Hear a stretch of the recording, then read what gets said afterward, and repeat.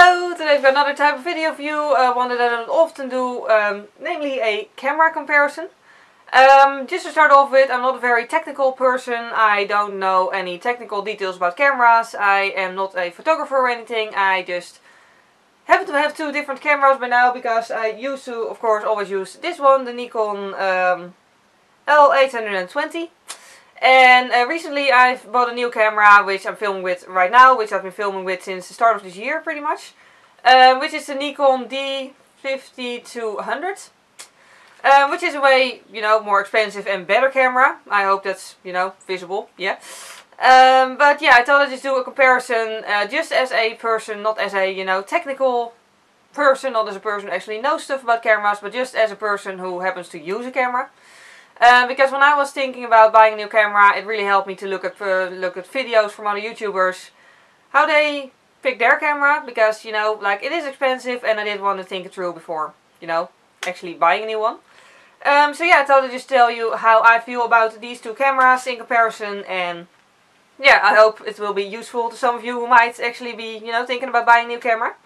So yeah, I've just basically made a list with pros and cons on both cameras, and I'll just start with the older one.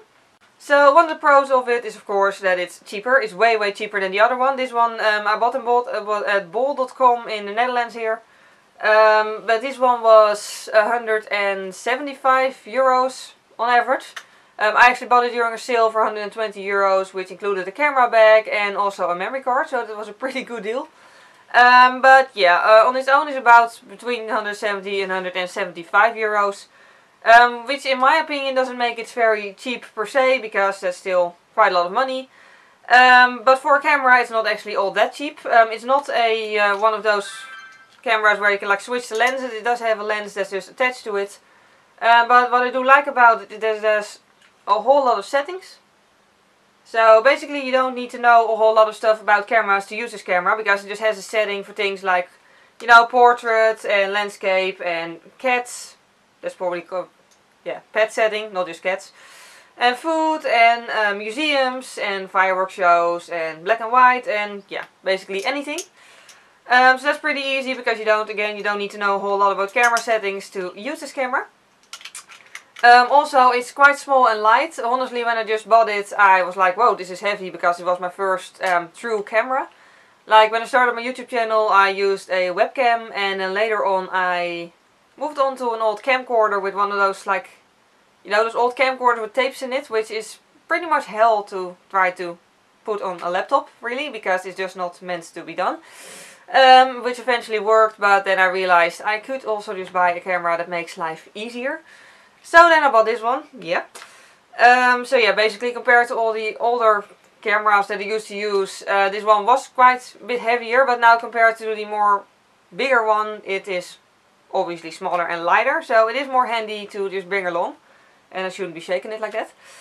Then there's also some downside, of course, because there always are downsides. It takes normal batteries. I think that's a on one hand it does mean that you don't have to use a specific type of battery to use the camera. You can just use regular batteries, just, these type of batteries. I do use rechargeable ones, because otherwise it would get sort of expensive. But yeah, the downside of that is that it does make the camera a little bit heavier than it would otherwise have been, because there's 4 batteries in it. And also these batteries take quite some time to charge, so you can't really charge the batteries and then quickly continue filming, because it just takes hours. So yeah, and then the other downside is that it doesn't have a flip screen. Again, it wasn't an extremely expensive camera, so I don't think it'd be right to expect too much from it, but as a YouTuber I do think a flip screen is pretty important. Because this camera required me to constantly use a mirror behind the camera so I could actually see what I was filming. While this one just has a flip screen, so I'm always sure that my face is actually in the screen and that I'm not sitting somewhere like here. Yep. So yeah, that's it about this camera. And then about the other camera, which obviously I can't show you because I'm filming with it, but yeah. It's the, I'll just insert clips by the way of the cameras. It's the D5200 by Nikon. By the way, the reason I bought a Nikon camera is just because I like the slogan, at the heart of the image. That was like the reason why I bought the first camera, and then I bought another Nikon camera because I absolutely love the old camera and I figured why not stick with the same brand. Also this one is red, which I like. Yep. Again, this one has both pros and cons, although I do have to admit that it was easier to find pros with this than cons. But yeah, one of the really good things about it is it does have a flip screen. Like I said earlier, it just makes YouTube way more easy because I can actually see what I'm filming without having to put a mirror behind it. Yeah. Also, the quality is just amazing. I mean, honestly, I never actually gave it much thought, like, with the quality of the old camera.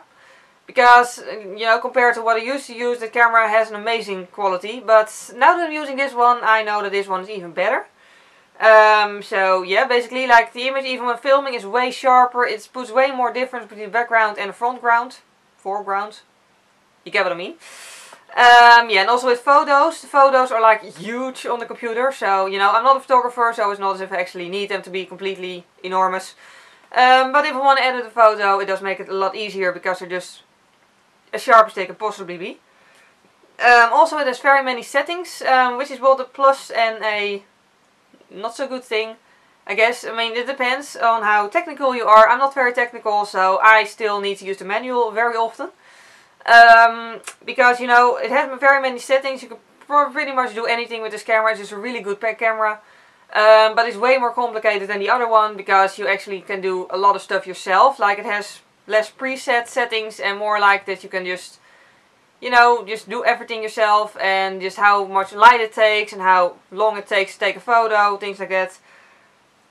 That's pretty difficult, so yeah, so far I figured out how to film with it properly. I'm always using the P setting, which is sort of the automatic setting, so it does lighting and everything on its own, and I only have to make it focus and click the record button, which I can do, so that's good. So yeah, basically I do recommend, due to those very many settings, that you keep the manual around if you buy a camera like this, because I do still need the manual often. Also, it has a very strong battery, which is also a plus. I did actually buy a second battery because usually I film multiple videos in a row and then the battery will, of course, eventually go empty, especially with makeup tutorials, because I make it out of focus all the time. By the way, I don't do that with videos like this because one is not necessary. I just put it on a single focus and a wide setting. So unless I like go really a lot forward, it just stays in focus anyways. With makeup tutorials it's more difficult because it's, you know, I'm way closer to the camera, so it's way easier to move out of focus. But the downside is that it's like this lens makes a sound when it focuses. So yeah, that's pretty annoying, and with makeup tutorials I do a voiceover nowadays, so it doesn't matter, but with videos like this it would be sort of irritating, I guess, to constantly hear it in the background. But yeah, about the battery, I did actually buy an extra battery, because again, if I'm filming multiple videos in a row, I don't want to have to stop for an hour and a half, you know, to wait for the battery to recharge. But the batteries of this camera are pretty strong. Of course, it came with one battery, a Nikon one, and I also bought a Duracell one, because it was slightly cheaper than to buy a second Nikon one. Yeah. What I do actually very much like about them is that they charge in between an hour and a half. I didn't actually measure the time, but it's really, really quick. So on average I can just switch between batteries and no problem. So that's very good.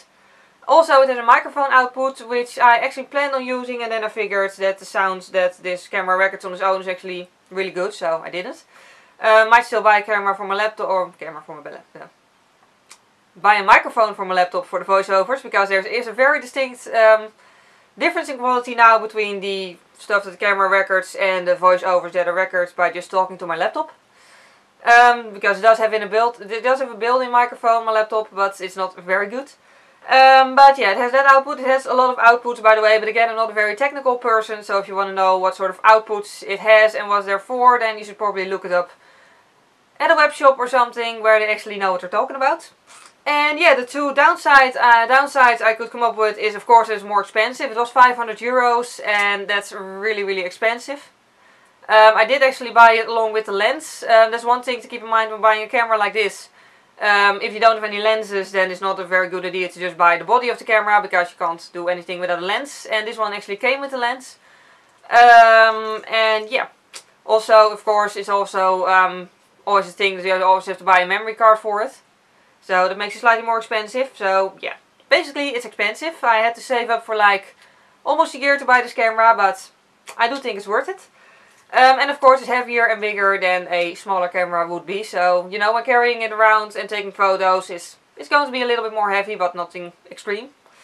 So yeah, in conclusion, yeah, I'm not going to give a complete conclusion on whether or not like you should pick one camera or the other, because it really depends on what you want with it, and yeah, just your personal preference, and also of course how much money you're willing to spend on it. But yeah, in conclusion about this camera, it's a very good camera to start with. It's very handy, it has a good quality. Yet it's not extremely expensive. It does have its downside, of course. I mean, it's not going to measure up to the very good cameras, but you know, it's a very good camera to start with. And also I still use this for nail art videos because it's very light and yeah, it's just handy. I do think this one would actually also be useful for vlogging, although personally I don't vlog because I'm way too shy to actually walk around with the camera all day, and also I don't think I actually do all the many interesting things during the day, so yeah. But I think it'd be useful for that. And the big camera is just, you know, the D5200, I mean. It's just useful for basically anything else. Yeah, I especially love it for tutorials and this kind of videos, and also for taking photos. Although it is way more complicated, and I should really keep practicing with it. So yeah, that's basically what I think about my two cameras and comparing them. If you have any questions about the cameras, then you can always ask them, and if they're not too technical, then I might actually come up with a useful answer. So yeah, I hope this video was useful to you. I hope it was at least enjoyable to watch. Thank you very much for watching, and see you next time. Bye! Hello! Today I thought it would be fun to show you my favorite records, because, well, basically I really want, like from this year onwards, I really want to focus on focus on